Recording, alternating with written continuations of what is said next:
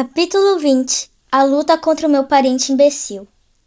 Um barco da guarda costeira nos recolheu, mas eles estavam ocupados demais para ficar conosco por muito tempo, ou para querer saber o porquê 3 crianças com roupas casuais foram parar no meio da baía. Havia um desastre para cuidar. Seus rádios estavam entupidos de chamados de emergência.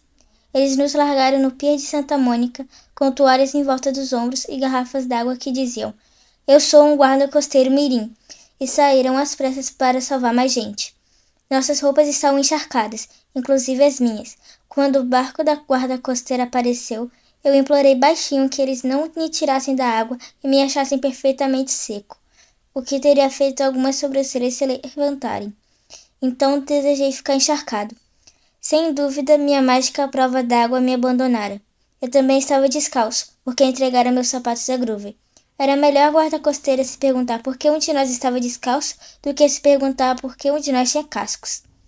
Depois de chegar à terra firme, saímos cambaleando pela praia, vendo a cidade queimar contra um lindo pôr-do-sol.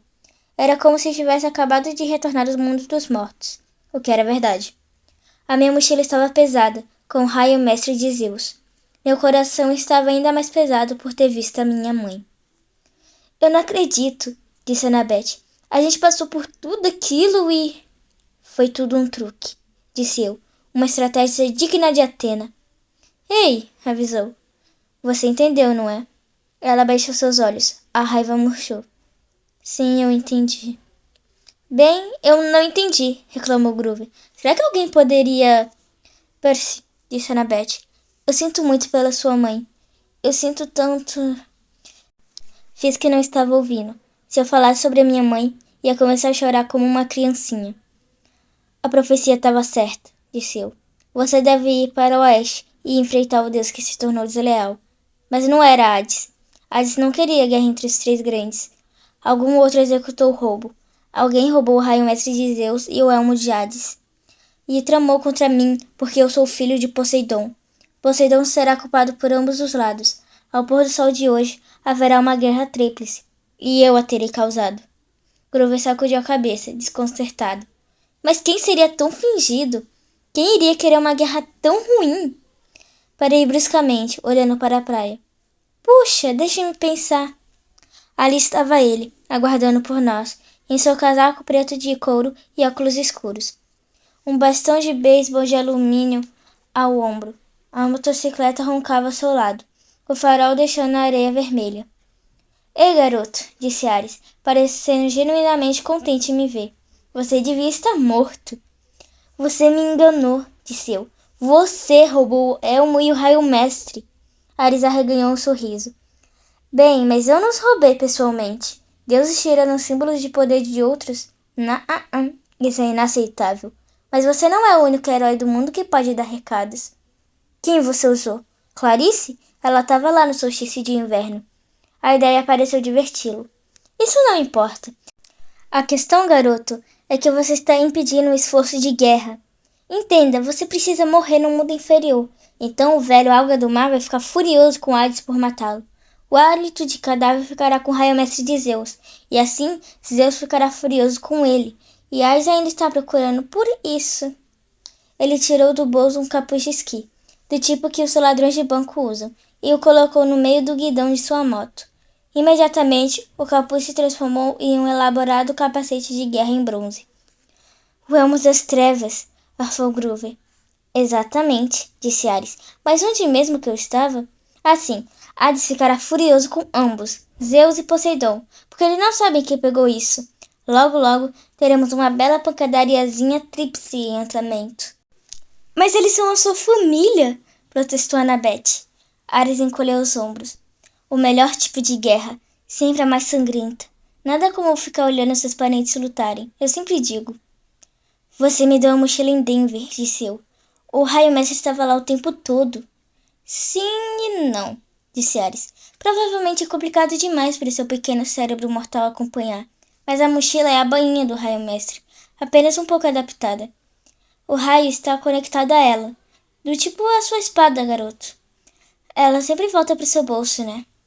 Eu não estava bem certa de como Ares sabia disso, mas acho que um deus da guerra precisa tratar de conhecer tudo sobre armas. De qualquer modo, continuou Ares. Eu modifiquei a mágica um pouquinho, para que o raio só retornasse à bainha depois que você chegasse ao mundo inferior.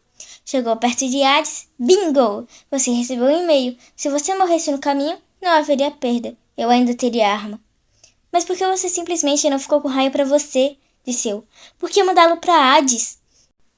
O queixo de Ares crispou-se. Por um momento foi quase como se ele estivesse ouvindo uma outra voz, bem no fundo da cabeça. Porque eu não... Sim, com esse tipo de poder de fogo... Ele manteve o transe por 1 segundo. 2 segundos. Troquei olhares nervoso com Annabeth. A cara de Ares clareou. Porque eu não queria ter problemas. Melhor você ser pego em flagrante, segurando a coisa. Você tá mentindo, disse eu. Mandar o raio para o mundo inferior não foi ideia sua, foi? É claro que foi! Fumaça escapou por baixo dos seus óculos escuros, como se eles estivessem a ponto de pegar fogo. Você não ordenou o roubo, adivinhei. Alguém mais enviou um herói para roubar os 2 itens. Então, quando Zeus mandou você caçá-lo, você pegou o ladrão. Mas você não entregou a Zeus. Alguma coisa o convenceu a deixá-lo ir. Você guardou os itens até que outro herói pudesse vir e completar a entrega. Aquela coisa no abismo está dando ordens a você. Eu sou o deus da guerra. Eu não aceito ordens de ninguém. E eu não tenho sonhos. Eu hesitei. Quem disse alguma coisa sobre sonhos? Ares pareceu agitado, mas tentou encobrir isso com um sorriso forçado. Vamos botar o problema em pauta, garoto. Você está vivo. Eu não posso deixar que leve aquele raio para o Olimpo. Pode ser que eu consiga convencer aqueles idiotas cabeças duras a ouvi-lo. Portanto, eu preciso matá-lo. Não é nada pessoal. Ele estralou os dedos. A areia explodiu aos seus pés. E surgiu um javari feroz investindo. Ainda maior e mais feio que aquele cuja cabeça estava pendurada acima da porta do chalé sede do acampamento Meio-Sangue. A besta escarvou a areia, olhando furiosamente para mim, com olhos pequenos e brilhantes, enquanto abaixava as presas afiadas como navalhas e aguardava a ordem para matar. Eu entrei na arrebentação. Enfrente-me você mesmo, Ares. Ele riu, mas eu vi um pouco de tensão na sua risada, um certo constrangimento. Você só tem um talento, garoto, que é fugir. Você fugiu da quimera, fugiu do mundo inferior. Não tem coragem para me enfrentar. Com medo? Só nos seus sonhos de adolescente. Mas seus óculos escuros estavam começando a derreter com o calor dos olhos. Nada de envolvimento direto. Sinto muito, garoto. Você não está no meu nível. Annabeth disse. Percy, corre! O javali gigante atacou, mas eu já estava cansada de correr de monstros. Ou de Hades, ou de qualquer um.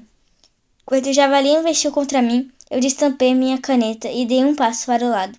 Contra-corrente apareceu nas minhas mãos. Dei um golpe para cima. A presa direita decepada do javali caiu aos meus pés, enquanto o animal desorientado investia contra o mar. Eu gritei, olha a onda! Imediatamente, uma onda surgiu do nada e engolfou o javali, enrolando-se nele como cobertor. A besta guinchou uma vez, aterrorizada, e então se foi, engolida pelo mar. Voltei-me novamente para Ares. Você vai lutar comigo agora? Perguntei. Ou vai se esconder de novo atrás do porquinho de estimação?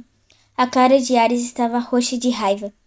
Tome cuidado, garoto. Eu poderia transformá-lo em... uma barata, disse eu, ou uma lombriga. Sim, eu tenho certeza. Isso salvaria de ter o seu divino couro chicoteado, não é mesmo? Chamas dançaram por cima de seus óculos. Ah, você realmente está pedindo para ser esmagada até virar uma poça de gordura. Se eu perder, me transforme no que quiser. Fique com o raio. Se eu vencer, o elmo e o raio são meus. E você tem que ir embora. Ares me olhou com uma expressão de escárnio. Ele brandiu o bastão de beisebol que trazia ao ombro. Como gostaria de ser esmagado? Modo clássico ou moderno? Eu lhe mostrei minha espada. Legal, menino morto, disse ele. Modo clássico, então.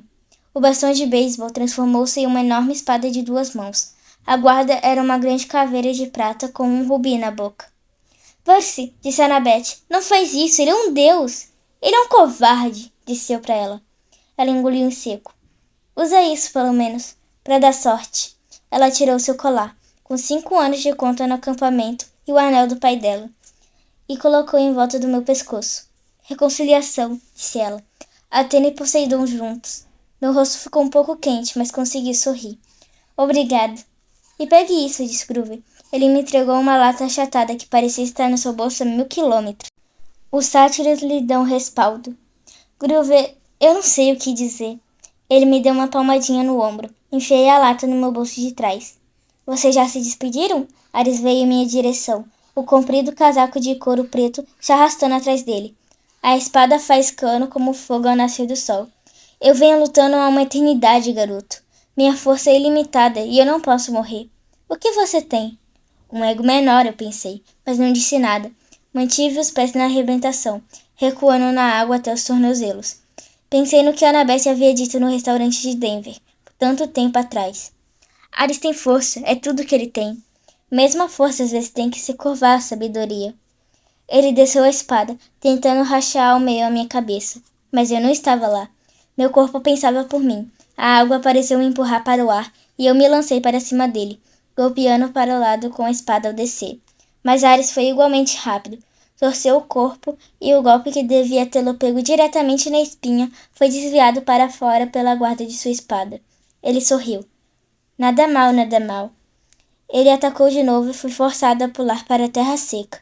Tentei sair de lado para voltar à água, mas Ares parecia saber o que eu queria. Ele foi mais habilidoso, me pressionando tanto que tive que me concentrar totalmente em não ser cortado em pedaços. Continuei recuando para longe da arrebentação. Não consegui achar nenhuma abertura para atacar. O alcance da espada dele era bem maior do que o de Anaclusmus.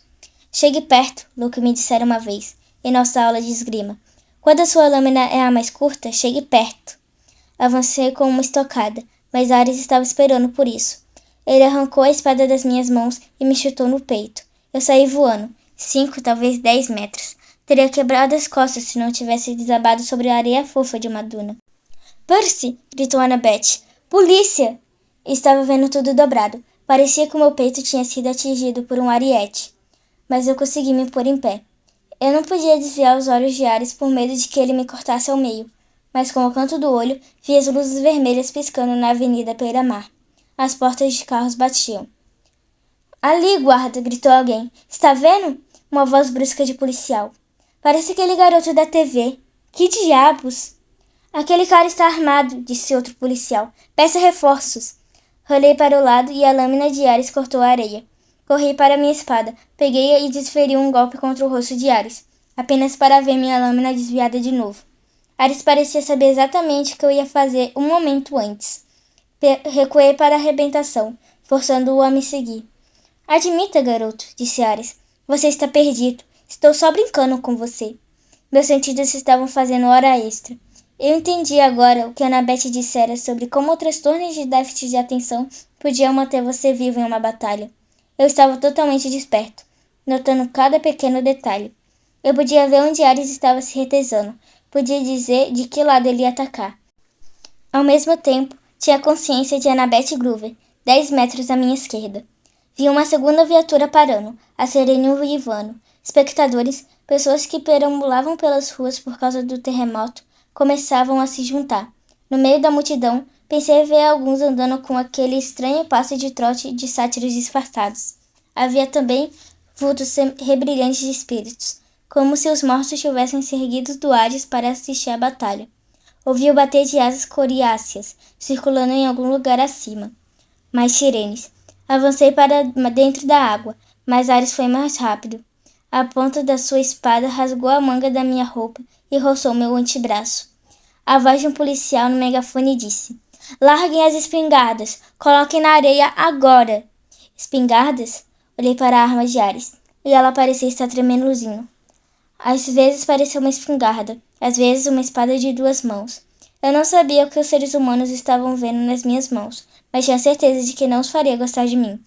Ares virou-se para olhar ferozmente para os nossos espectadores, o que me deu um momento para respirar. Havia 5 viaturas de polícia agora, e uma fileira de policiais abaixados atrás delas, com pistolas apontadas para nós. Esse é um assunto particular, berrou Ares. Vão embora! Ele fez um movimento circular com a mão, e uma barete de chamas vermelhas passou através das viaturas. Os policiais mal tiveram tempo de mergulhar para se proteger antes que os carros explodissem. A multidão se dispersou aos gritos. Ares soltou uma gargalhada retumbante. Agora, heróizinho, vamos acrescentar você ao churrasco. Ele golpeou. Eu desviei da lâmina. Cheguei perto bastante para atacar. Tentei enganá-lo com uma ginga, mas o meu golpe foi rechaçado. As ondas agora estavam me atingindo nas costas. Ares estava mergulhando até as coxas, avançando atrás de mim. Senti o ritmo do mar, as ondas ficando maiores enquanto a maré avançava, e de repente tive uma ideia. Ondas pequenas, pensei, e a água atrás de mim pareceu recuar. Eu estava segurando a maré com a força da minha vontade, mas a tensão se acumulava, como gás carbônico atrás de uma rolha. Ares avançou, sorrindo confiante. Eu baixei minha lâmina, como se estivesse exausto demais para prosseguir. Aguarde, eu disse para o mar. A pressão agora estava quase me levantando acima dos pés. Ares ergueu a espada. Eu liberei a maré e pulei, subindo como um rojão em uma onda, passando diretamente por cima de Ares. Uma parede de 2 metros de água o atingiu em cheio no rosto, e ele ficou praguejando e cuspindo com a boca cheia de algas. Caí em pé atrás dele, espirrando água, e simulei um ataque em direção à cabeça dele, como já havia feito. Ele se virou a tempo de erguer a espada, mas dessa vez estava desorientado e não previu o truque. Mudei de direção, investi para o lado e mandei contra a corrente diretamente para baixo na água, enviando a ponta no calcanhar do deus. O rugido que se seguiu fez o terremoto de Hades parecer um evento menor. O próprio mar explodiu para longe de Ares, deixando um círculo de areia molhada com 15 metros de diâmetro. E Cor, o sangue dourado dos deuses, jorrou de um talho profundo na bota do deus. A expressão no seu rosto ia além do ódio. Era dor, choque e incredulidade total por ter sido ferido. Ele veio mancando na minha direção, resmungando antigas pragas gregas. Alguma coisa o deteve. Era como se uma nuvem tivesse encoberto o sol, só que pior. A luz foi sumindo, sons e cores se extinguiram. Uma presença fria e pesada passou sobre a praia, retardando o tempo, diminuindo a temperatura até o congelamento, fazendo-me sentir que a vida não valia a pena, que lutar era inútil. As trevas se dissiparam. Ares parecia aturdido. As viaturas da polícia artiam atrás de nós. A multidão de espectadores fugira. Annabeth e Grover estavam plantados na praia, em choque, observando a água se derramar de volta em torno dos pés de Ares, e o seu luminescente cor dourado se diluindo na maré. Ares baixou a espada. Você fez um inimigo, filhote de Deus, disse-me ele. Você selou o seu destino. A cada vez que erguer a sua lâmina em batalha, a cada vez que você esperar sucesso, sentirá minha maldição. Cuidado, Perseus Jackson. Cuidado. Seu corpo começou a brilhar. Percy! Gritou Annabeth. Não olhe! Virei-me enquanto o deus Ares revelava sua verdadeira forma imortal. De algum modo, eu sabia que, se olhasse, iria me desintegrar em cinzas. A luz se extinguiu. Eu olhei para trás. Ares se fora. A maré recuou para revelar o elmo de bronze das trevas de Hades. Eu o recolhi e fui andando na direção dos meus amigos. Mas antes de chegar lá, ouvi o bater de asas de couro. 3 vovós de aparência maligna com chapéus de renda e chicotes flamejantes desceram do céu e repousaram diante de mim. A fúria do meio, a que tinha sido a senhora Dodds, deu um passo à frente. Seus caninos estavam expostos, mas pela primeira vez não tinha um aspecto ameaçador. Parecia mais desapontada, como se tivesse planejado me comer na ceia, mas percebera que eu poderia lhe dar indigestão. Nós vimos tudo, sibilou ela. Então, realmente não foi você? Joguei o capacete para ela, e ela o agarrou, surpresa. Devolva isso, Sr. Hades, disse eu. Conte-lhe a verdade. Diga-lhe para cancelar a guerra. Ela hesitou, depois passou uma língua bifurcada pelos lábios coriáceos verde. Viva bem, Percy Jackson. Torne-se um verdadeiro herói, porque se você não o fizer, se algum dia cair nas minhas garras de novo... Ela cacarejou, saboreando a ideia. Então ela e as irmãs levantaram voo em suas asas de morcego, pairaram no céu cheio de fumaça e desapareceram. Juntei-me a Grover e a Annabeth, que olhavam para mim assombrados. Percy, disse Grover. Aquilo foi tão incrivelmente aterrorizante, disse Annabeth. Legal, corrigiu Grover. Eu não me sentia aterrorizado. Certamente eu não me sentia legal. Estava cansado, doído e sem nenhuma energia. Vocês sentiram aquele... O que era aquilo? Perguntei. Os dois assentiram, constrangidos. Devem ser as fúrias lá no alto, disse Grover. Mas eu não tinha tanta certeza. Alguma coisa impedira Ares de me matar. O que quer que pudesse fazer isso era muito mais forte que as fúrias. Olhei para Annabeth e tivemos a mesma sacação. Agora eu sabia que estava naquele abismo, o que havia falado na entrada do Tártaro. Resgatei minha mochila com Groover e olhei dentro dela. O raio mestre ainda estava lá. Uma coisa tão pequena quase causara a Terceira Guerra Mundial. Temos que voltar a Nova York, disse eu. Essa noite. É impossível, disse Annabeth. A não ser que nós fôssemos voando, completei. Ela regalou os olhos para mim. Voando, tipo, num avião. Coisa que avisaram para você nunca fazer para que Zeus não fulmine para fora do céu. E ainda por cima carregando uma arma que tem mais poder destrutivo do que uma bomba nuclear. É, disse eu. Mais ou menos isso. Vamos logo. Capítulo 21. Meu acerto de contas. É zoado como os seres humanos são capazes de enrolar sua mente em volta das coisas e encaixá-las na sua versão de realidade. Queriam me contar isso muito tempo atrás. Como de costume, eu só dei bola para sua sabedoria muito depois. De acordo com as notícias de Los Angeles, a explosão na praia de Santa Mônica tinha sido causada quando um sequestrador enlouquecido disparou uma espingarda contra uma viatura da polícia. Ele acidentalmente atingiu um tubo principal de gás que se rompera durante o terremoto. Esse sequestrador enlouquecido, também conhecido como Ares, era o mesmo homem que me abduzira com 2 outros adolescentes em Nova York e nos trouxeram até o outro lado do país em uma odisseia de terror que durara 10 dias. O pobrezinho do Percy Jackson, afinal, não era um criminoso internacional. Ele causara uma comoção naquele ônibus da Greyhound em New Jersey, tentando escapar do seu sequestrador, e depois testemunhas chegaram a jurar que tinham visto o homem de roupa de couro no ônibus. Por que não me lembrei dele antes?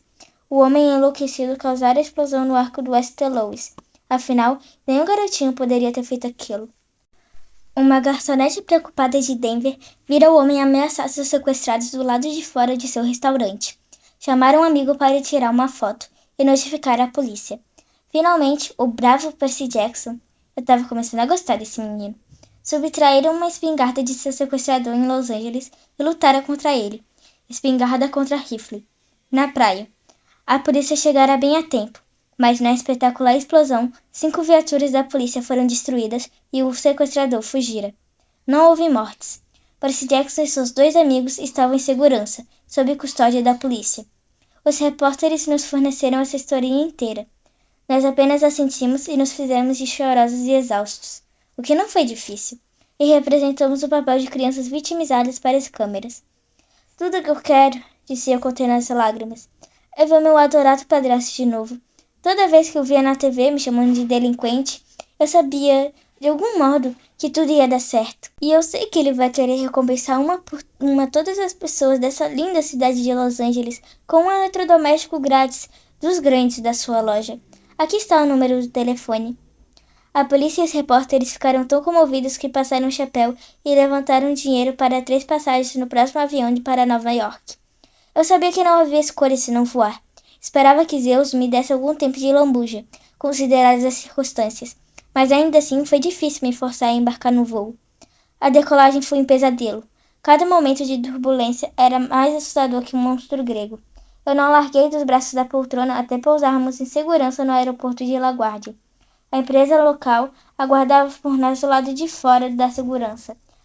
Mas conseguimos escapar graças a Annabeth, que os atraiu para longe com seu boné dos Yankees invisível, gritando: "Eles estão lá, perto da sorveteria, venham!" E depois se juntou a nós na área de retirada de bagagem. Separamos-nos no ponto de táxi. Eu disse a Annabeth e Groover para voltarem à colina meio-sangue e contar a Kiron o que acontecera. Eles protestaram, e era difícil deixá-los partir depois de tudo que passamos juntos.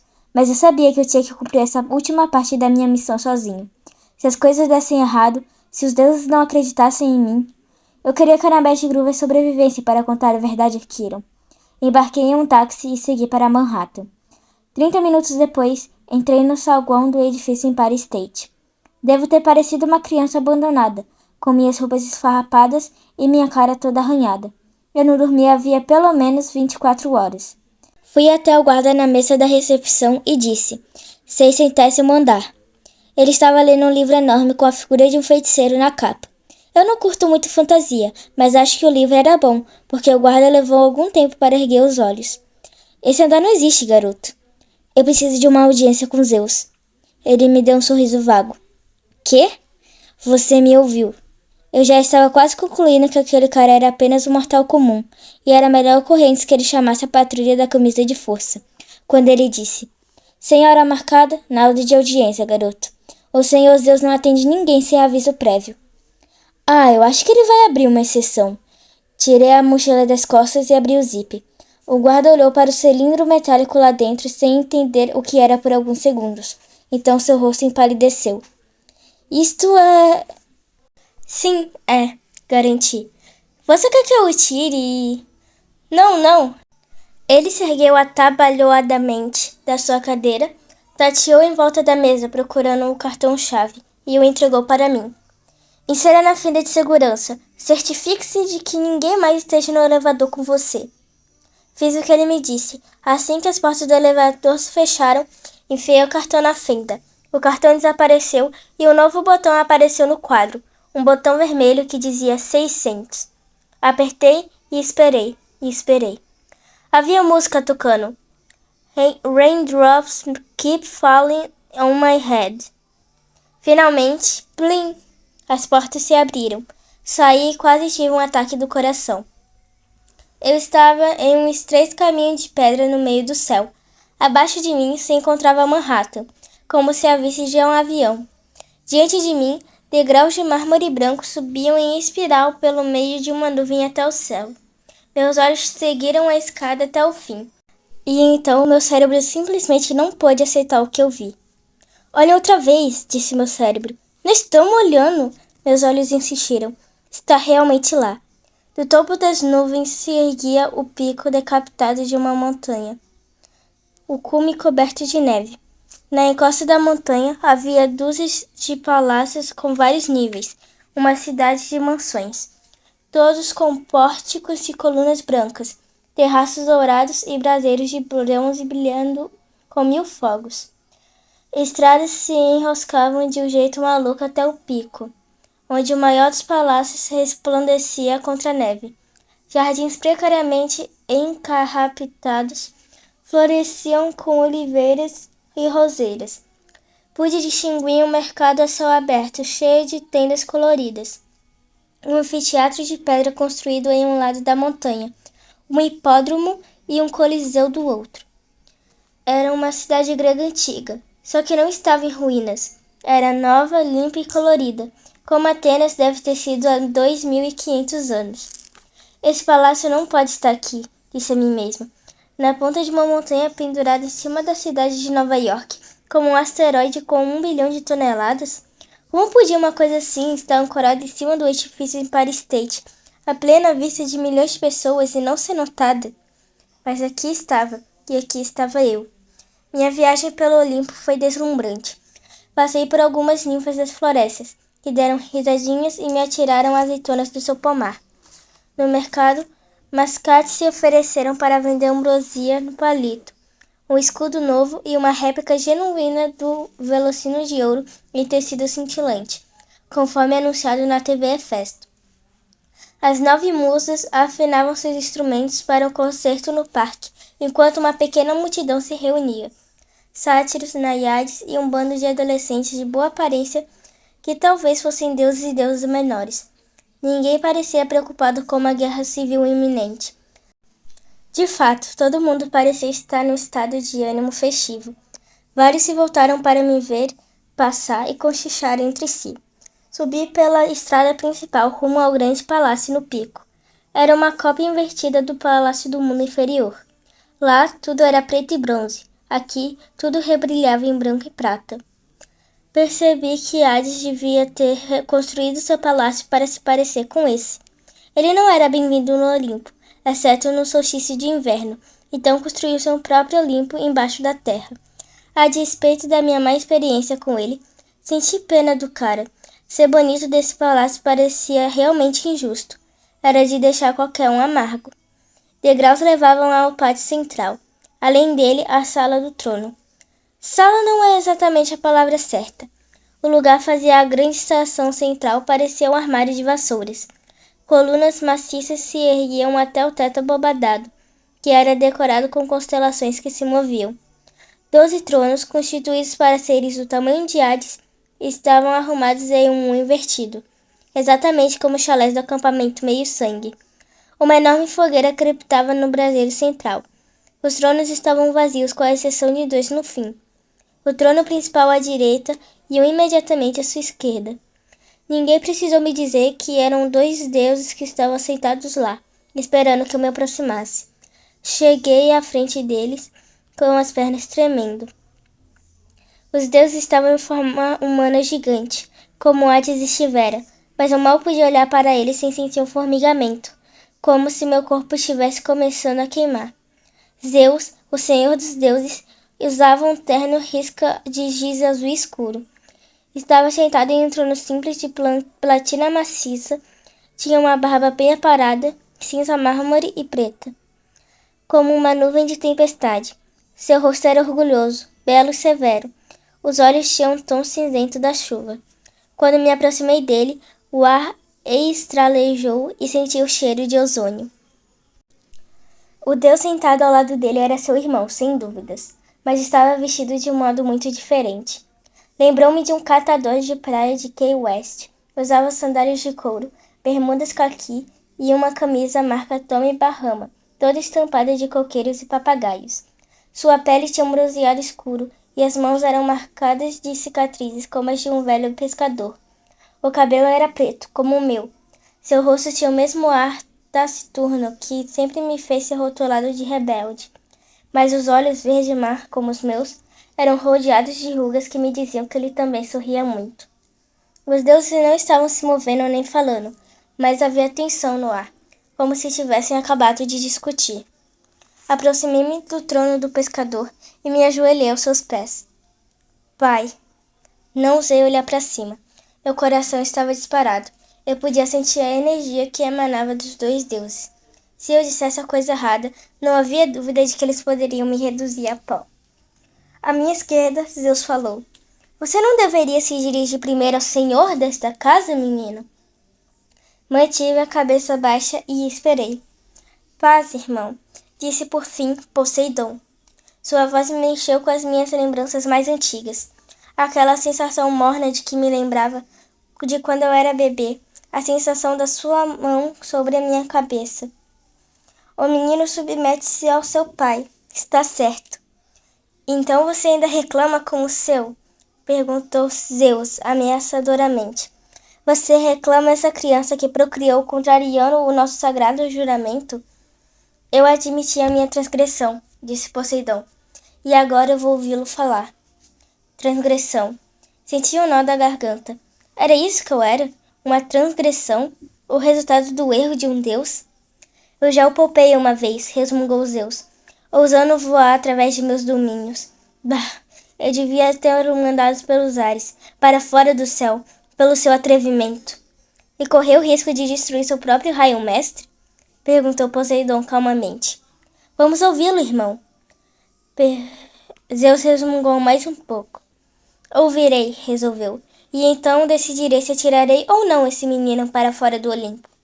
Perseus, disse Poseidon, olha para mim. Fiz isso. Não sei ao certo o que vi em seu rosto. Não havia sinal claro de amor ou aprovação. Nada para me encorajar. Era como olhar para o oceano. Em alguns dias era possível dizer como estava o seu humor. Na maioria dos dias, no entanto, era impossível de ler. Misterioso. Tive a sensação de que Poseidon, na verdade, não sabia o que pensar de mim. Não sabia se estava feliz por ter-me como filho ou não.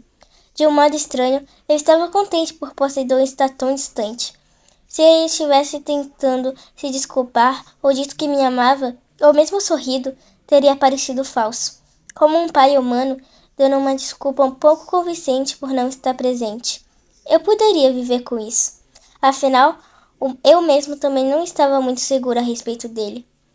Dirija-se ao senhor Zeus, menino, disse-me Poseidon. Conte a ele a sua história. Então contei tudo a Zeus, exatamente como havia acontecido.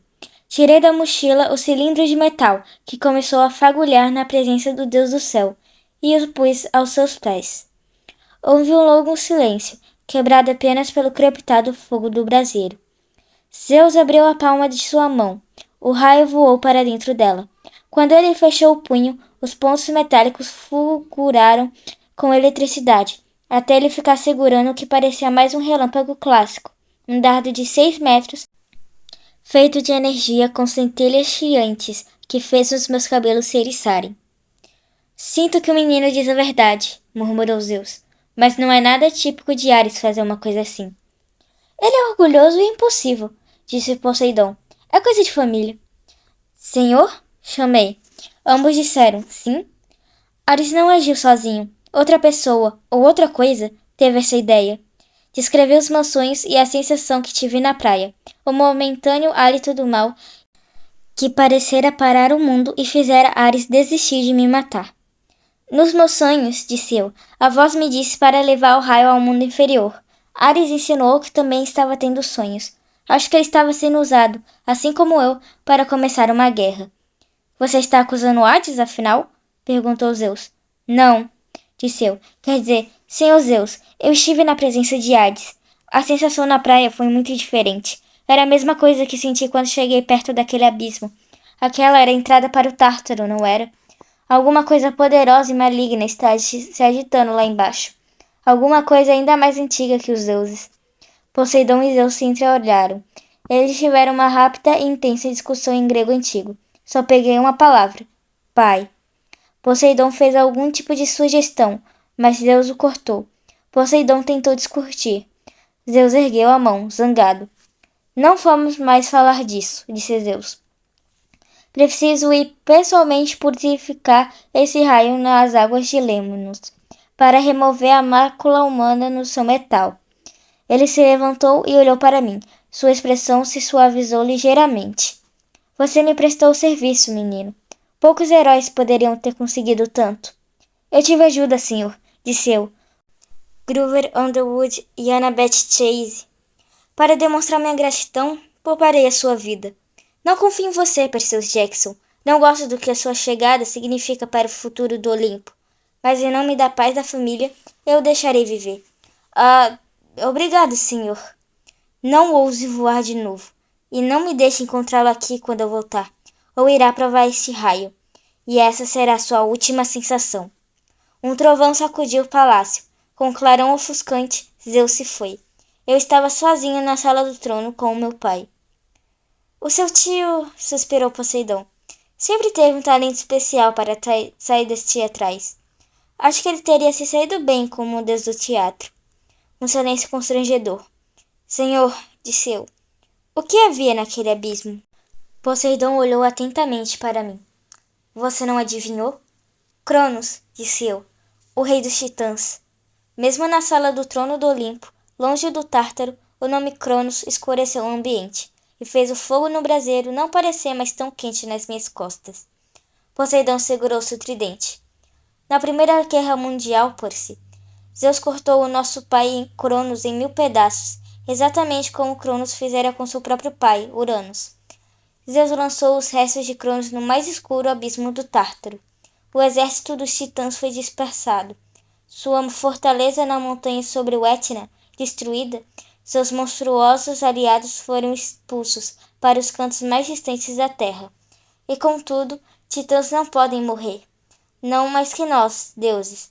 O que resta de Cronos ainda vive de algum modo hediondo, ainda consciente em seu sofrimento eterno, ainda com fome de poder. Ele está se curando, disse eu. Ele vai voltar. Poseidon sacudiu a cabeça. De tempos em tempos, no decorrer das eras, Cronos se agita. Ele entra nos pesadelos dos homens e exala pensamentos malignos. Desperta monstros inquietos nas profundezas. Mas sugerir que ele pode erguer-se do abismo é outra coisa. É o que ele pretende, pai. É o que ele disse. Poseidon ficou em silêncio por um bom tempo. O senhor Zeus encerrou a discussão sobre o assunto. Ele não permitirá que se fale de Cronos. Você completou a sua missão, criança. É tudo o que precisa fazer. Mas... Eu me interrompi. Discutir não iria adiantar nada. Muito provavelmente irritaria o único Deus que eu tinha ao meu lado. Como queira, pai. Um leve sorriso brincou nos lábios dele.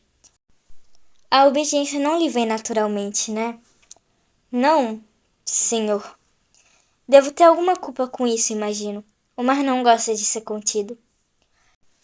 Ele se ergueu em toda a sua altura e pegou seu tridente. Então tremeluziu e ficou do tamanho de um homem normal, em pé diante de mim.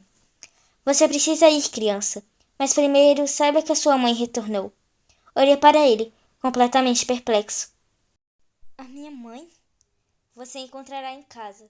Hades a enviou quando recuperou seu elmo. Até mesmo o Senhor da Morte paga suas dívidas. Meu coração disparou. Eu mal podia acreditar. Você vai... Eu queria perguntar se Poseidon viria comigo para vê-la, mas então percebi que isso era ridículo. Imaginei-me embarcando com o Deus do Mar em um táxi e levando-o para o Upper East Side. Se durante todos aqueles anos ele tivesse desejado ver a minha mãe, ele teria visto. E também era preciso pensar que Gabe cheiroso estava lá. Os olhos de Poseidon ficaram um pouco tristes. Quando você voltar para casa, Percy, precisará fazer uma escolha importante. Irá encontrar um pacote esperando por você no seu quarto. Um pacote? Você entenderá quando o vir. Ninguém pode escolher o seu caminho, Percy. Você terá que decidir. Assenti, embora sem saber o que ele queria dizer. Sua mãe é uma rainha entre as mulheres, disse Poseidon, saudosamente. Não conheci nenhuma mulher mortal igual a ela em 1000 anos. Ainda assim, eu sinto muito por você ter nascido, criança. Eu trouxe para você um destino de herói. E um destino de herói nunca é feliz. Não passa de um destino trágico. Eu tentei não me sentir magoado. Ali estava o meu próprio pai, dizendo que sentia muito por eu ter nascido. Eu não me importo, pai. Ainda não, talvez, disse ele. Ainda não, mas foi um erro imperdoável da minha parte. Vou deixá-lo então. Eu me inclinei desajeitado. Não vou incomodá-lo de novo. Eu estava a 5 passos de distância quando ele chamou. Perseus, eu me virei. Havia uma luz diferente em seus olhos, um tipo flamejante de orgulho. Você saiu bem, Perseus. Não me entenda mal. O que quer que ainda faça, saiba que você é meu. Você é um verdadeiro filho do deus do mar. Enquanto eu caminhava de volta pela cidade dos deuses, as conversas se interromperam. As musas pararam seu concerto. Pessoas, sátiros e naiades, todos se voltavam para mim, os rostos plenos de respeito e gratidão. E quando eu passava, eles se ajoelhavam, como se eu fosse algum tipo de herói. 15 minutos depois, ainda em transe, eu estava de volta às ruas de Manhattan. Peguei um táxi para o apartamento de minha mãe. Toquei a campainha e lá estava ela, minha linda mãe, cheirando a hortelã e a alcaçuz. E o cansaço e a preocupação se evaporaram do seu rosto assim que ela me viu. Percy! Ai, graças aos deuses! Ai, meu querido! Ela me apertou até não poder mais. Ficamos no vestíbulo enquanto ela chorava e passava as mãos pelos meus cabelos. Eu admito, meus olhos também ficaram um pouco nublados. Eu tremia de tão aliviado que estava por vê-la. Ela me contou que simplesmente aparecera no apartamento aquela manhã, deixando Gabe meio fora de si, de tão apavorado. Não se lembrava de nada desde o Minotauro, e não pôde acreditar quando Gabe lhe disse que eu era um criminoso procurado, viajando pelo país e explodindo monumentos nacionais. Ficara louca de preocupação o dia inteiro porque não ouvira as notícias. Gabe a forçara a ir trabalhar, dizendo que ela precisava compensar 1 mês de salário, e era melhor começar. Engoli a raiva e contei-lhe minha própria história. Tentei fazer que parecesse menos apavorante do que fora, mas não era fácil. Estava justamente chegando à luta contra Ares quando a voz de Gabe irrompeu da sala de estar. Ei, Sally, aquele bolo de carne já está pronto ou não? Ela fechou os olhos. Ele não vai ficar muito feliz em vê-lo, Percy. A loja recebeu 1 milhão de telefonemas de Los Angeles hoje. Alguma coisa sobre eletrodomésticos grátis. Ah, sim, quanto a isso... Ela conseguiu sorrir fracamente. Só não o deixe ainda mais zangado, certo? Venha. No mês em que estive fora, o apartamento se transformara em Gaybelândia.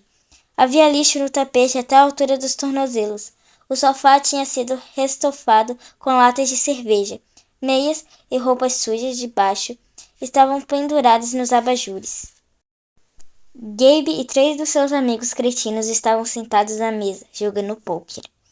Quando Gabe me viu, o charuto caiu da boca. A cara dele ficou mais vermelha do que lava. Você é muito descarado de vir aqui, seu delinquentezinho. Eu pensei que a polícia... Ele não é um fugitivo, afinal. Interrompeu minha mãe. Não é maravilhoso, Gabe? Gabe olhou alternadamente para nós dois. Não parecia achar que a minha volta para casa fosse assim tão maravilhosa. Já não basta ter que devolver o dinheiro do seu seguro de vida, Sally, rosnou ele. Me dê o telefone. Vou chamar a polícia. Ele ergueu as sobrancelhas. Você disse não? Acha que eu vou ter que aguentar esse delinquente de novo? Ainda posso registrar queixa contra ele por destruir o meu Camaro. Mas ele levantou a mão e a minha mãe se encolheu.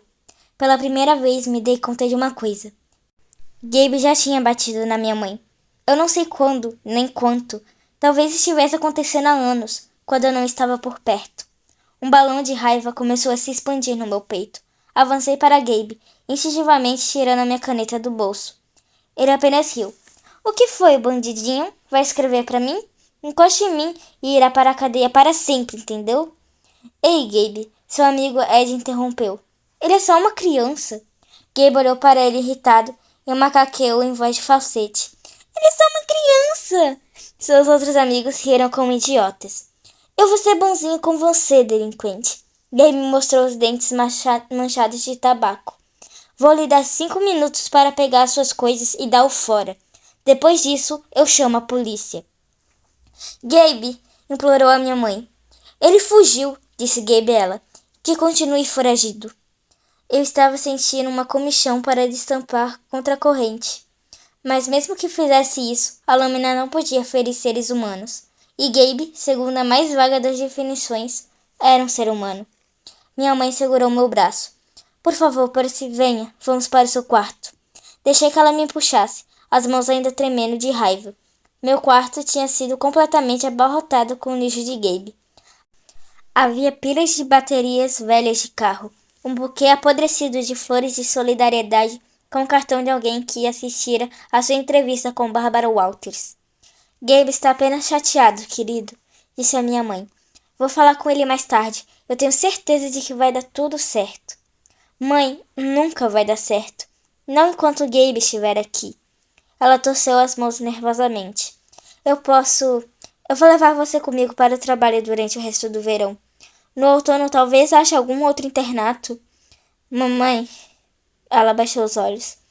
Eu tô tentando, Percy. Eu só preciso de algum tempo. Um pacote apareceu em cima da minha cama. Pelo menos eu podia jurar que não estava lá um momento antes. Era uma caixa de papelão surrada mais ou menos do tamanho certo para conter uma bola de basquete. O endereço na etiqueta estava com a minha própria caligrafia. Aos deuses, Monte Olimpo, 67º andar, edifício Empire State, Nova York, NY, com os melhores votos, Percy Jackson. No topo da caixa, em marcador preto, na caligrafia clara e forte de homem, estava o endereço do nosso apartamento e as palavras retornar ao remetente. De repente, entendi o que Poseidon me dissera no Olimpo. Um pacote, uma decisão. O que quer que ainda faça, saiba que você é meu. Você é um verdadeiro filho do Deus do mar. Olhei para minha mãe. Mãe, você quer se livrar de Gabe? Percy, não é tão simples, Mãe, apenas me diga, aquele cretino está batendo em você. Você quer que ele vá ou não? Ela incitou. Depois assentiu quase imperceptivelmente. Sim, Percy, eu quero, e eu estou tentando reunir coragem para dizer a ele. Mas você não pode fazer isso por mim. Você não pode resolver os meus problemas. Olhei para a caixa. Eu podia resolver os problemas dela. Queria abrir aquele pacote, botá-lo sobre a mesa de pôquer e tirar o que havia dentro. Podia começar meu próprio jardim de estátuas bem ali na sala de estar. É o que um herói grego faria nas histórias, pensei. E é o que Gabe merece. Mas a história de um herói sempre termina em tragédia. Poseidon me dissera isso. Lembrei-me do mundo inferior. Pensei no espírito de Gabe à deriva dos campos de Asfodelos, ou condenado a alguma tortura horrível atrás do arame farpado dos campos de punição. Sentado em um eterno jogo de pôquer, mergulhado até a cintura em óleo fervente ou ouvindo música de ópera. Será que eu tinha o direito de mandar alguém para lá? Mesmo Gabe? Um mês atrás eu não teria hesitado. Agora eu posso fazer isso, disse a minha mãe. Uma espiada para o que há dentro dessa caixa e ele nunca mais a incomodará de novo. Ela deu uma olhada para o pacote e pareceu entender imediatamente. Não, Percy, disse ela afastando-se. Você não pode. Poseidon chamou você de rainha, contei-lhe. Ele disse que não conheceu nenhuma mulher como você em 1000 anos. Suas faces coraram. Percy, você merece coisa melhor do que isso, mãe. Você devia ir para a faculdade, tirar o seu diploma. Podia escrever o seu romance, conhecer um cara legal, quem sabe, e viver numa bela casa. Você não precisa mais me proteger ficando com o Gabe. Deixa que eu me livro dele. Ela enxugou uma lágrima do rosto. Você se parece tanto com seu pai, disse ela. Uma vez ele propôs parar a maré por mim. Propôs também construir um palácio no fundo do mar para mim. Achava que podia resolver todos os meus problemas com um aceno de mão. E o que há de errado com isso? Seus olhos multicoloridos pareceram investigar dentro de mim. Eu acho que você sabe, Percy. Eu acho que você é parecido bastante comigo para entender. Se é para minha vida ter algum significado, tenho que vivê-la eu mesma. Não posso deixar que um Deus cuide de mim ou de meu filho. Eu preciso encontrar a coragem sozinho. A sua missão me fez lembrar disso. Ouvimos o som das fichas de pôquer e pragas, e a ESPN na televisão da sala de estar. Eu vou deixar a caixa, disse eu. Se ele a ameaçar... Ela empalideceu, mas assenti. Aonde vai, Percy? Colina meio sangue. Passar o verão ou para sempre? Eu ainda não sei. Nossos olhos se encontraram, e eu senti que tínhamos um acordo. Veríamos como estariam as coisas no fim do verão. Ela beijou a minha testa. Você será um herói, Percy, o maior de todos. Passei os olhos pelo quarto pela última vez. Tinha a sensação de que nunca mais o veria de novo. Então fui com a minha mãe até a porta da frente. Indo embora tão cedo, delinquente! Gritou Gabe atrás de mim. Já vai tarde! Senti uma última ponta de dúvida. Como podia rejeitar a oportunidade perfeita de me vingar dele? Eu estava indo embora daqui sem salvar a minha mãe. Ei, Sally! Berrou ele. E aquele bolo de carne, hein? Uma expressão de raiva, dura como aço, brilhou nos olhos da minha mãe. E eu pensei, quem sabe, talvez eu a estivesse deixando em boas mãos, afinal. As dela mesma. O bolo de carne já está saindo, meu bem, disse ela a Gabe. Um bolo de carne surpresa. Olhou para mim e piscou. A última coisa que vi quando a porta se fechou foi a minha mãe olhando para Gabe com o jeito de quem imagina que ele daria uma ótima estátua de jardim. Capítulo 22. A profecia se cumpre. Fomos os primeiros heróis a retornar vivos à colina meio-sangue desde Luke. Portanto, é claro que todos nos trataram como se tivéssemos ganho algum prêmio de reality show da TV. De acordo com a tradição do acampamento, usamos coroas de louros em um grande banquete preparado em nossa honra. Depois lideramos um cortejo até a fogueira, onde queimamos as mortalhas que tinham sido feitas para nós na nossa ausência. A mortalha de Annabeth era lindíssima, seda cinzenta com corujas bordadas, e eu disse que era uma pena não poder enterrá-la com ela. Ela me deu um soco e me mandou calar a boca. Por ser filho de Poseidon, eu não tinha nenhum companheiro de chalé, e assim o chalé de Ares se ofereceu para fazer a minha mortalha. Eles pegaram um lençol velho e pintaram carinhas sorridentes nas bordas, com o XX no lugar dos olhos e a palavra perdedor no meio, de um tamanho realmente grande. Foi muito divertido queimá-lo. Enquanto o chalé de Apolo liderava a cantoria e passava as guloseimas, fui rodeado pelos meus companheiros do chalé de Hermes, pelos amigos de Annabeth de Atena e pelos colegas sátiros de Gruver, que estavam admirando a licença de buscador nova em folha que ele recebera do Conselho dos Anciãos de Casco Fedido. O conselho chamara o desempenho de Gruver na missão de bravo a ponto de dar indigestão, chifres e barba acima de tudo que já vimos no passado. Os únicos que não estavam com um espírito festivo eram Clarice e seus companheiros de chalé, cujos olhares venenosos me diziam que jamais me perdoariam por envergonhar o pai deles. E por mim, tudo bem. Até mesmo o discurso de boas-vindas de Dionísio foi insuficiente para abafar o meu bom humor. Sim, o molequinho não se deixou matar e agora vai ficar ainda mais presunçoso. Bem, um viva para isso. Entre outros comunicados, não haverá corrida de canoas esse sábado. Mudei-me de volta para o chalé 3, mas ele não parecia mais tão solitário. Tinha os meus amigos para me treinar durante o dia. À noite, ficava acordado e ouvia o mar, sabendo que meu pai estava lá fora. Talvez ele ainda não se sentisse muito seguro a meu respeito. Talvez ainda não quisesse que eu tivesse nascido. mas estava observando, e, até agora, estava orgulhoso do que eu havia feito. Quanto à minha mãe, ela teve a chance de uma vida nova.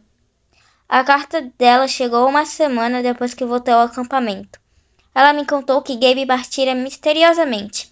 Desaparecera da face do planeta, fato. Ela deu queixa do desaparecimento dele à polícia, mas tinha uma sensação engraçada de que jamais o encontrariam.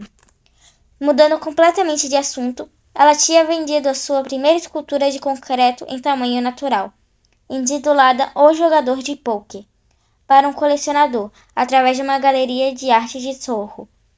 Recebera tanto dinheiro pela peça que dera entrada em um novo apartamento e fizera o pagamento do primeiro semestre do seu curso na Universidade de Nova York. A galeria do Soho estava clamando por mais trabalhos dela, que eles chamaram de um grande passo do neorrealismo do superfeio. Mas não se preocupe, escreveu a minha mãe. Para mim, chega de escultura. Livrei-me daquela caixa de ferramentas que você deixou para mim. Já é hora de eu voltar a escrever. No fim, ela escreveu um PS. Percy, encontrei uma boa escola particular aqui na cidade. Fiz um depósito para reservar um lugar para você, caso queira se matricular no 8º ano. Você poderá morar em casa, mas se quiser ficar o ano inteiro na colina meio-sangue, eu vou entender. Dobrei a carta cuidadosamente e a pus na minha mesa de cabeceira. Todas as noites antes de dormir, eu leio de novo e tento decidir como responder a ela. No 4 de julho, o acampamento inteiro se reuniu na praia para um espetáculo pirotécnico por conta do chalé 9. Como filhos de Hefesto, não iriam se contentar com explosões comuns em vermelho, branco e azul. Eles ancoraram uma barcaça longe da costa e a carregaram com foguetes do tamanho de mísseis. De acordo com Annabeth, que já tinha visto o espetáculo antes, as explosões seriam tão bem sequenciadas que pareceriam quadros de animação no céu. O final devia ser um par de guerreiros espartanos de 30 metros de altura que iriam crepitar para a vida acima do oceano, travar uma batalha e então explodir em 1 milhão de cores. Enquanto Annabeth e eu estendíamos a toalha de piquenique, Grover apareceu para se despedir de nós. Usava os jeans, a camiseta e os tênis de sempre, mas nas últimas semanas começara a parecer mais velho, quase com a idade de secundarista. Seu cavanhaque ficara mais espesso, ganhara peso e seus chifres haviam crescido pelo menos 3 centímetros, de modo que agora tinha que usar o seu boné Rastafari o tempo todo para passar por ser humano. Eu estou de partida, disse ele. Eu vim só dizer... Bem, vocês sabem. Tentei me sentir feliz por ele, afinal não era todo dia que um sátiro conseguia permissão para procurar o grande deus Pan. Mas era difícil dizer adeus. Eu só conhecia Grover fazia 1 ano, e no entanto, ele era o meu melhor amigo mais antigo. Annabeth deu-lhe um abraço. Ela lhe disse para usar sempre os seus pés falsos. Perguntei-lhe onde iria procurar primeiro. Tipo segredo, disse ele, parecendo embaraçado. Gostaria que vocês pudessem vir comigo, mas seres humanos e Pan... A gente entende, disse Annabeth. Você tem latas suficientes para a viagem? Sim. E se lembrou das suas flautas de bambu? Puxa, Annabeth, resmungou ele. Você parece uma velha mãe cabra. Mas ele não pareceu aborrecido de verdade. Ele agarrou a sua bengala e jogou uma mochila por cima dos ombros. Parecia um carroneiro desses que se vêem nas estradas. Nada parecido com o menino baixinho que eu costumava defender dos valentões na academia Yance. Bem, disse ele, deseje-me boa sorte. Ele deu outro abraço em Annabeth, bateu no meu ombro e então retornou através das dunas. Fogos de artifício explodiram acima de nós. Hércules matando o leão de Nemeia, Artemis perseguindo o javali, George Washington, que aliás era um filho de Atena, cruzando o rio Delaware. Ei, Grover, chamei. Ele se voltou à margem do bosque. Aonde quer que esteja indo, espero que façam boas enchiladas. Grover sorriu e se foi, as árvores se fechando em volta dele. Nós os veremos de novo, disse Annabeth. Tentei acreditar nisso. O fato de que nenhum buscador jamais voltara em 2000 anos... Bem, eu decidi não pensar nisso. Grover ia ser o primeiro. Ele tinha que ser. Júlio se foi. Eu passava os meus dias bolando novas estratégias para a captura da bandeira e fazendo alianças com os outros chalés para manter o estandarte fora das mãos de Ares. Cheguei até o topo da parede de escalada pela primeira vez sem ser tostado pela lava. De tempos em tempos, eu passava pela casa grande, dava uma olhada das janelas do sótão e pensava no oráculo. Tentei convencer a mim mesmo de que a sua profecia se completara. Você deve ir para o oeste, enfrentar o Deus que se tornou desleal. Estive lá e fiz isso, mesmo que no fim o Deus traidor fosse Ares e não Hades. Você deve encontrar o que foi roubado e devolver em segurança. Confere. Um raio mestre entregue, um elmo das trevas de volta na cabeça untuosa de Hades. Você será traído por aquele que o chama de amigo. Essa linha ainda me incomodava. Ares fingira ser meu amigo e depois me traíra. Devia ser isso que o oráculo queria dizer. E no fim, não conseguirá salvar aquilo que mais importa. Eu não conseguirá salvar minha mãe, mas só porque eu a deixara se salvar sozinha, e sabia que era a coisa certa a se fazer. Então, por que eu ainda estava tão incomodado? A última noite da temporada de verão chegou depressa demais. Os campistas fizeram uma última refeição juntos. Queimamos parte do nosso jantar para os deuses. Junto à fogueira, os conselheiros mais velhos entregaram as contas de fim de verão. Ganhei o meu próprio colar de couro, e quando vi a conta pelo meu primeiro verão, fiquei contente porque a luz da fogueira encobriu o vermelho na minha cara. O desenho era preto como piche, com o tridente verde-mar cintilando no centro. A escolha foi unânime, anunciou Luke. Esta conta comemora o primeiro filho do Deus do Mar neste acampamento, e a missão que ele assumiu em direção à parte mais escura do mundo inferior para impedir uma guerra. O acampamento inteiro se pôs de pé e aplaudiu. Mesmo o chalé de Ares se sentiu na obrigação de levantar. O chalé de Atenas empurrou Anabete para a frente para que ela pudesse compartilhar os aplausos. Acho que nunca na vida me senti ao mesmo tempo tão feliz e tão triste como naquele momento. Finalmente encontraram uma família, gente que se preocupava comigo e achava que eu tinha feito alguma coisa de modo certo. E pela manhã, a maior parte deles ficaria fora o resto do ano. Na manhã seguinte, encontrei uma carta padronizada na minha mesa de cabeceira. Soube que devia ter sido preenchida por Dionísio, pois ele insistia teimosamente em errar o meu nome. Caro Peter Johnson, se você pretende permanecer no acampamento meio-sangue o ano inteiro, precisa informar a Casa Grande até o meio-dia de hoje. Caso não anuncie suas intenções, presumiremos que você vagou o seu chalé ou morreu em uma morte horrível. As harpas da limpeza começarão seu trabalho ao pôr do sol. Elas estarão autorizadas a comer qualquer campista não registrado. Todos os artigos pessoais deixados para trás serão incinerados no poço de lava. Tenha um bom dia. Senhor D. Dionísio, diretor do acampamento, Conselho Olimpiano número 12. Essa é mais uma questão do transtorno do déficit de atenção. Os prazos simplesmente não existem para mim até que não tenha mais jeito. O verão acabara e eu ainda não havia respondido para minha mãe, nem para o acampamento, se iria ficar. Agora eu tinha apenas algumas horas para decidir. A decisão tinha tudo para ser fácil. Quer dizer, 9 meses treinando para ser um herói ou 9 meses sentado numa sala de aula. Fala sério! Mas havia minha mãe para considerar. Pela primeira vez, eu tinha a oportunidade de morar com ela por um ano inteiro e sem o Gabe. Eu tinha a chance de estar em uma casa e perambular pela cidade nas horas livres. Lembrei-me do que Anabete dissera tanto tempo atrás sobre a nossa missão. O mundo real é onde os monstros estão. É onde a gente aprende se serve para alguma coisa ou não. Pensei no destino de Thalia, filha de Zeus. Fiquei pensando quantos monstros me atacariam se eu deixasse a colina meio sangue. Se eu ficasse em um só lugar durante todo um ano escolar. Sem Kiron e meus amigos em volta para me ajudar. Será que a minha mãe e eu sobreviveríamos até o próximo verão? E isso presumindo que os testes de ortografia e os ensaios de 5 parágrafos não me matassem. Decidi ir até a arena e praticar um pouco de esgrima. Talvez isso clareasse a minha cabeça. A área do acampamento estava deserta na maior parte, tremeluzindo no calor de agosto. Todos os campistas estavam nos seus chalés fazendo as malas, ou correndo de um lado para o outro com vassouras e esfregões, preparando-se para a inspeção final. Argos estava ajudando algumas filhas de Afrodite a carregar suas malas e estojos de maquiagem Gucci para o outro lado da colina, onde o ônibus do acampamento estaria esperando para levá-las ao aeroporto. Não pense em partir ainda, disse a mim mesmo. Apenas treine. Cheguei à arena dos espadachins e descobri que Luke tivera a mesma ideia. Sua sacola estava jogada na beira da arena.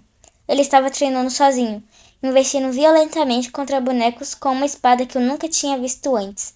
Devia ser uma espada toda de aço, pois decepava de um golpe as cabeças dos bonecos e atravessava com estocadas as suas tripas recheadas de palha. Sua camisa laranja de conselheiro pingava de suor.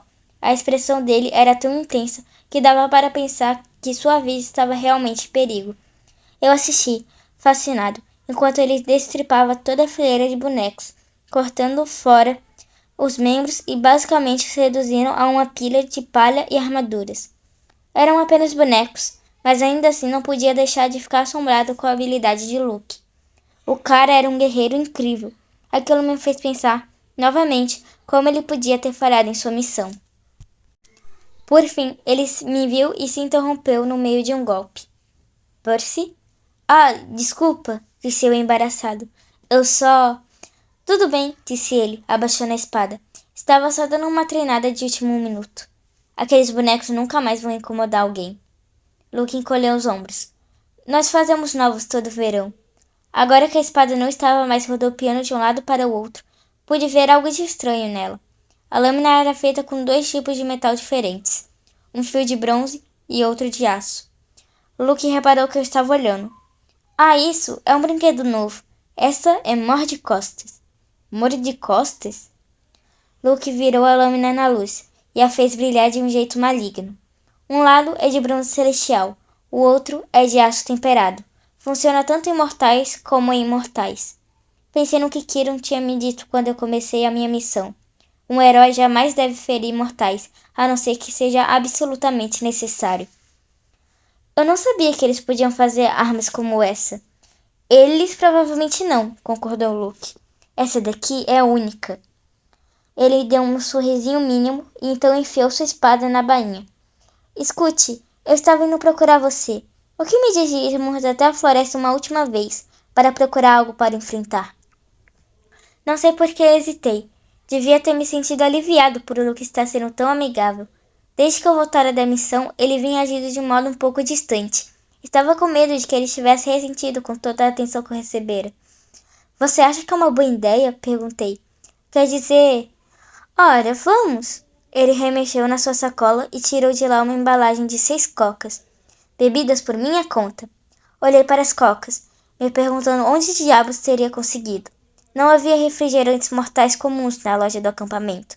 Não havia como consegui-los, a não ser que a gente falasse com o sátiro, talvez. Naturalmente, as taças mágicas do jantar se enchiam com qualquer coisa que a gente quisesse, mas não tinham exatamente o mesmo gosto de uma coca de verdade, saída da lata. Açúcar e cafeína. Minha força de vontade desmoronou. Claro, decidi. Por que não? Fomos andando até a floresta e perambulamos sem rumo à procura de algum tipo de monstro para enfrentar.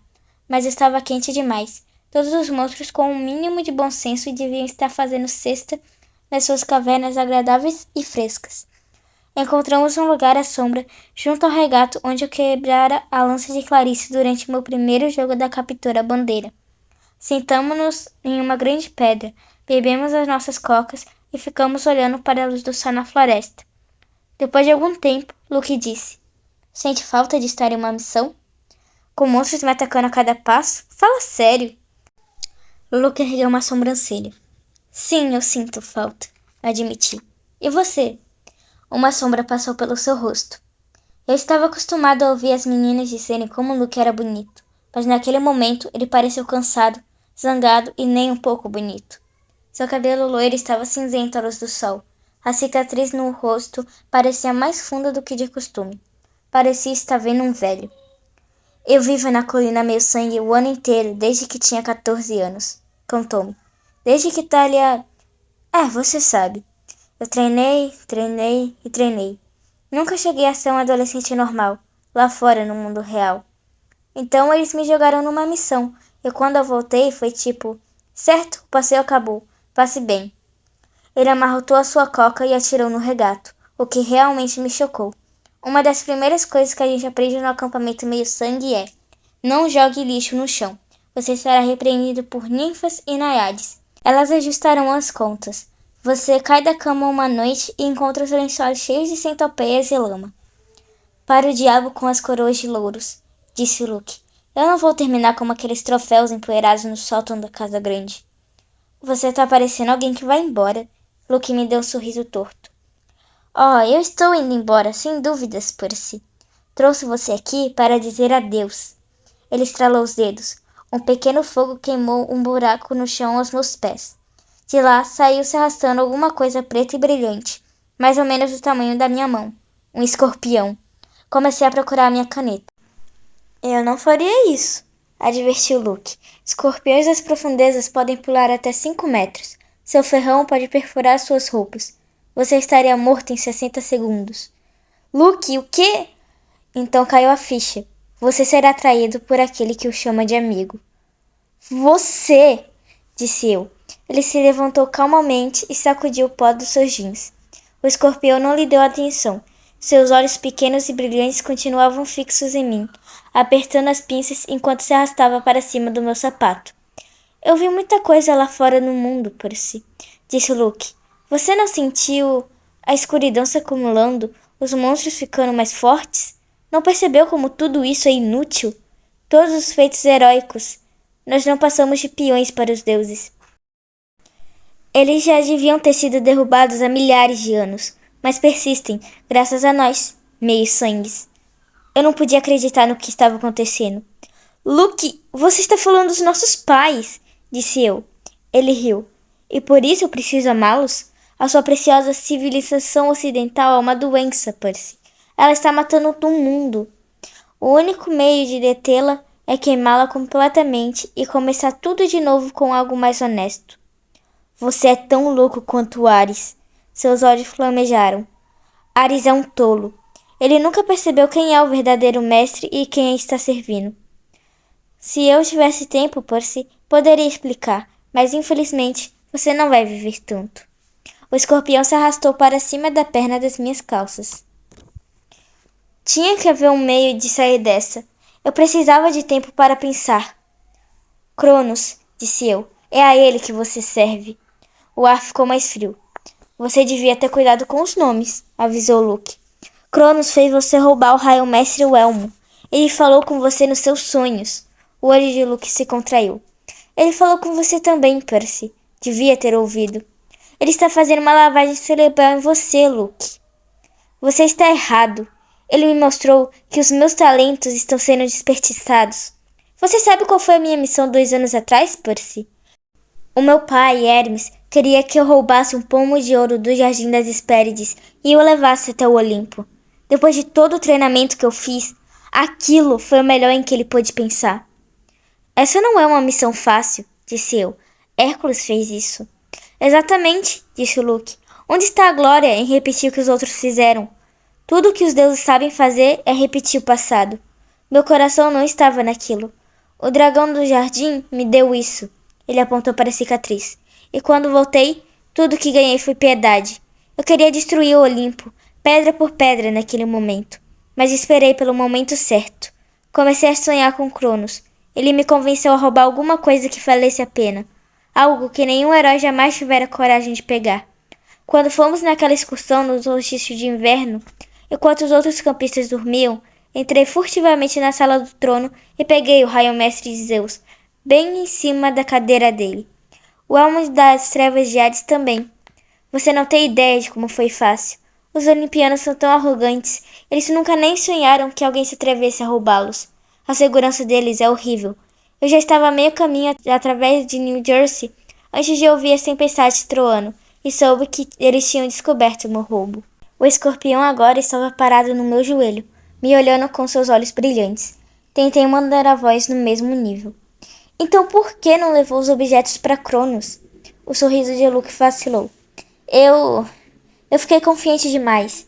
Zeus mandou seus filhos e suas filhas para encontrar o raio roubado. Artemis, Apolo, meu pai Hermes. Mas foi Ares que me pegou. Eu podia tê-lo vencido, mas não fui bastante cuidadoso. Ele me desarmou, tomou de mim os objetos de poder e ameaçou devolvê-los ao Olimpo e me queimar vivo. Então a voz de Cronos veio a mim e me falou o que dizer. Pus na cabeça de Ares a ideia de uma grande guerra entre os deuses. Disse que tudo o que ele teria que fazer seria esconder os objetos por algum tempo e ficar assistindo enquanto os outros lutavam. Um brilho perverso surgiu nos olhos de Ares, e eu sabia que ele estava visgado. Ele me deixou ir, Eu voltei ao Olimpo antes que alguém notasse a minha ausência. Luke sacou a sua nova espada.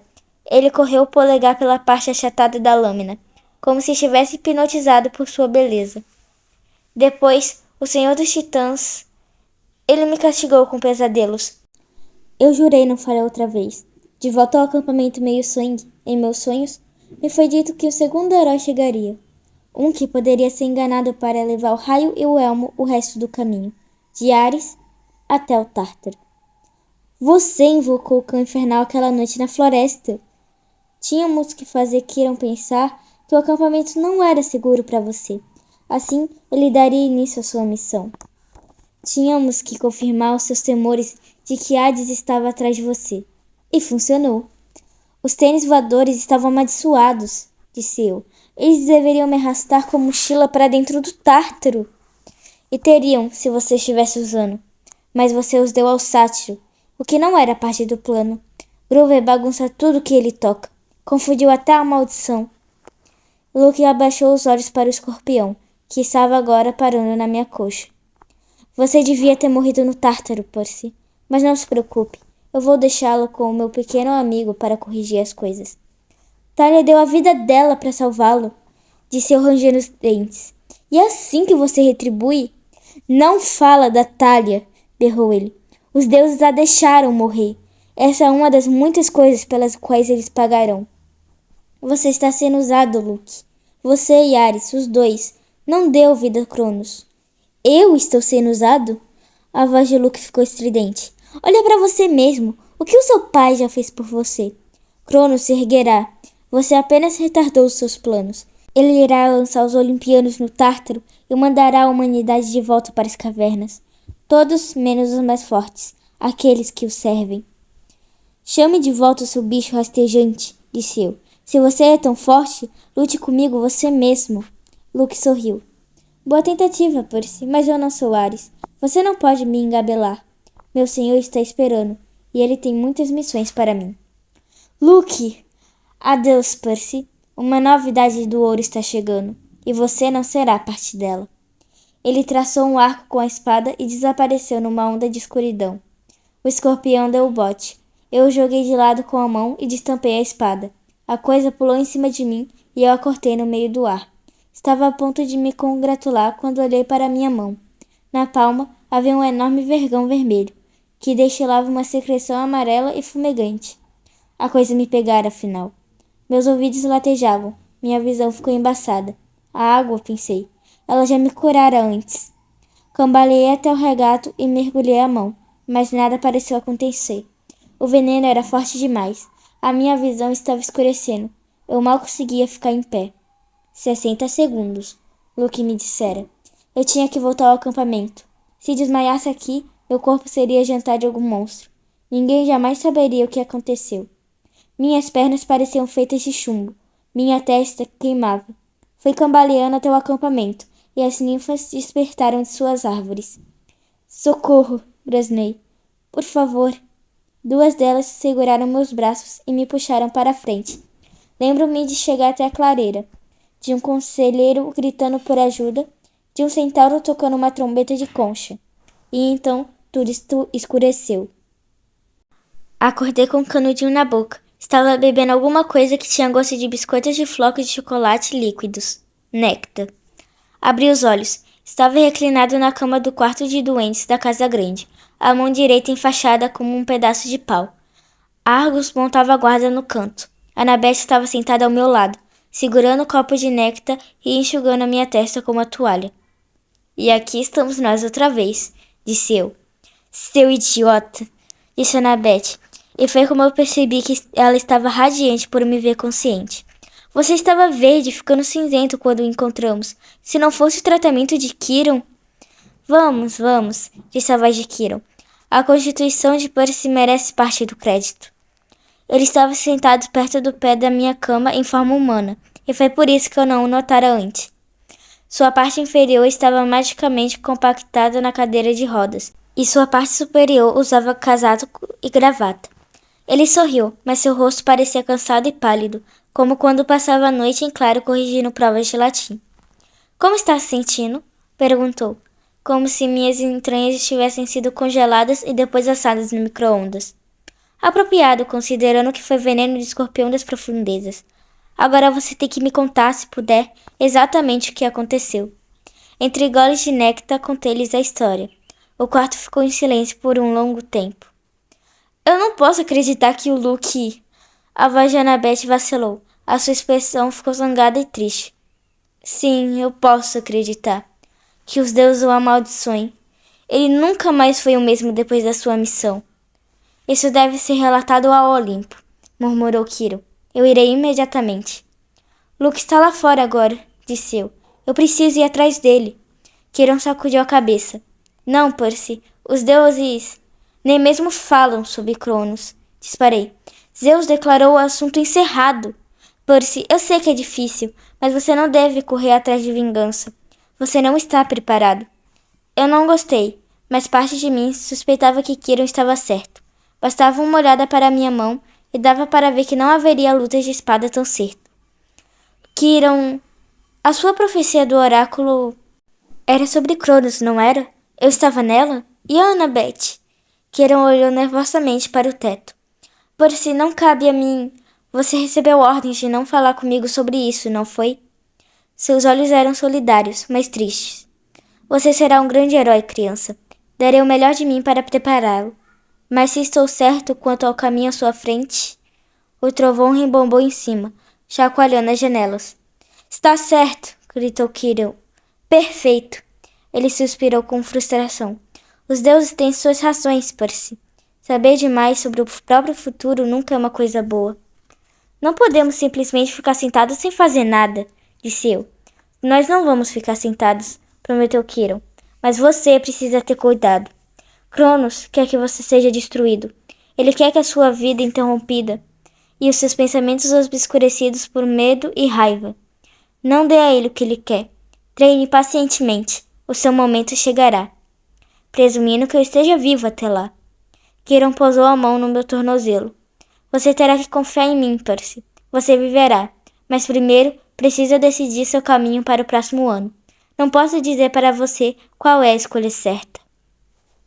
Tive a impressão de que ele tinha uma opinião muito bem definida e estava usando toda a sua força de vontade para não me aconselhar. Mas você precisa decidir se vai ficar no acampamento meio-sangue o ano inteiro ou se vai voltar ao mundo mortal para o 8º ano e ser um campista de verão. Pense nisso. Quando eu voltar do Olimpo, você terá que me contar sua decisão. Eu quis protestar. Quis lhe fazer mais perguntas, mas a sua expressão me disse que não haveria mais discussão. Ele já dissera tudo o que podia. Estarei de volta assim que puder, prometeu Quirrell. Argos o protegerá. Ele lançou um olhar para Annabeth. Ai, minha querida, quando estiver pronta, eles estão aqui.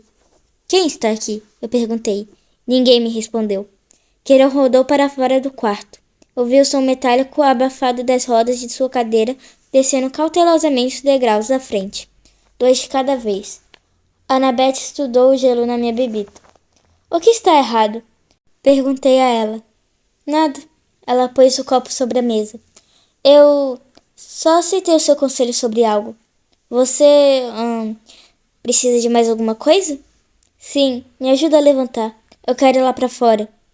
Percy, isso não é uma boa ideia. Arrastei as pernas para fora da cama. A Annabeth me agarrou antes que eu desabasse no chão. Uma onda de náusea me acometeu. Annabeth disse. Eu falei. Eu estou ótimo, insisti. Eu não queria ficar deitado na cama como um inválido enquanto Luke estava lá fora planejando destruir o mundo ocidental.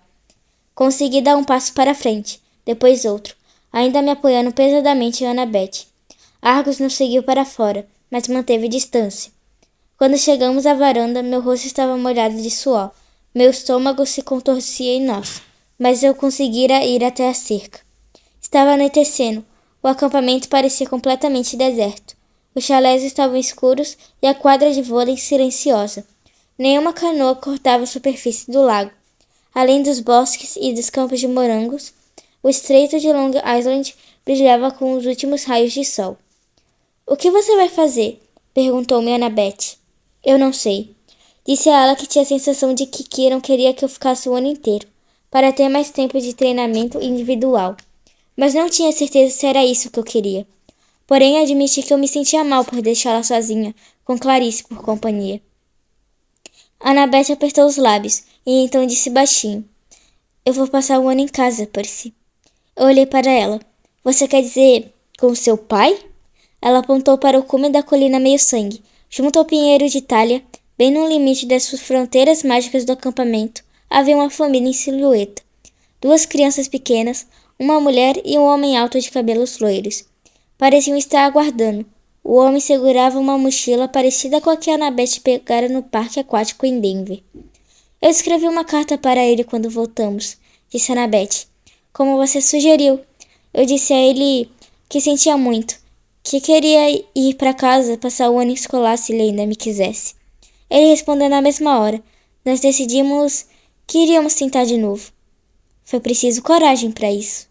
Ela apertou os lábios. Você não vai tentar nada de estúpido durante o ano escolar, vai? Pelo menos não se me mandar uma mensagem de íris? Consegui sorrir. Eu não vou procurar encrenca. Normalmente eu não preciso. Quando eu voltar no próximo verão, disse ela, vamos caçar Loki. Eu vou pedir uma missão, mas se não tivermos aprovação, vamos sair escondidos e fazer isso do mesmo jeito. De acordo? Parece um plano digno de Atena. Ela estendeu a mão e eu apertei. Cuide-se, cabeça de alga, disse Annabeth. Mantenha os olhos abertos. Você também, sabidinha. Fiquei olhando enquanto ela subia a colina para se juntar à família. Ela deu um abraço meio sem jeito no pai e olhou para o vale atrás dela uma última vez. Tocou o pinheiro de Thalia e então se deixou levar por cima do cume para dentro do mundo mortal. Pela primeira vez no acampamento, me senti verdadeiramente só. Olhei para o estreito de Long Island e me lembrei do meu pai dizendo: o mar não gosta de ser contido. E tomei a minha decisão. Fiquei pensando, se Poseidon estivesse vendo, ele aprovaria a minha escolha? Estarei lá de volta no próximo verão, prometi a ele. Sobreviverei até lá. Afinal, eu sou seu filho. Pedi a Argus para me levar ao Chalé 3, para eu arrumar as minhas coisas antes de ir para casa. Finalmente, depois de tanto tempo, eu terminei o primeiro livro de Percy Jackson. E eu espero que vocês tenham gostado, porque demorou muito para fazer isso. E desculpa, eu leio muito rápido. E o áudio ficou uma bosta também. Mas é isso. Tchau. Beijos.